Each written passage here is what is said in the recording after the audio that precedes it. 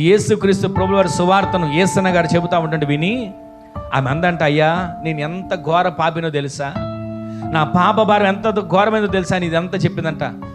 పసిబిడ్డల్ని కనికరించకుండా పేక నొక్కి చంపేశానయ్యా, వాళ్ళ శవాలను తీసుకుని వెళ్ళి డ్రైనేజీలో పారేశానయ్యా, ఎంత ఘోర పాపినైనా నన్ను దేవుడు యేసయ్య క్షమిస్తాడా అని అంటే, ఆయన ఎంత ఘోర పాపినైనా క్షమిస్తాడమ్మా అని చెప్పి ఆయన ప్రార్థన చేయగా ఆమె పాప భారం తొలగిపోయింది.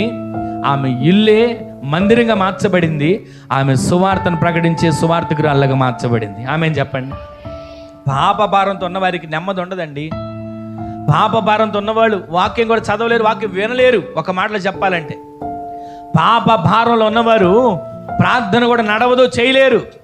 ఈ రోజున ఈ పాప భారము తొలగిపోవును గాక, ఈ సమస్యలు పరిష్కరించబడును గాక.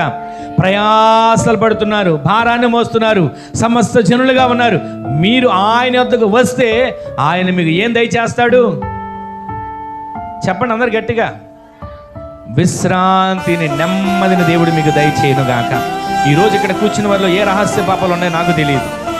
ఈ రోజున ఇక్కడ కూర్చున్న వారిలో ఎలాంటి రహస్య పాపాలు ఉన్నాయో నాకు తెలియకపోవచ్చు. కానీ ఆయన మీ రహస్య పాపాలను తొలగించును గాక.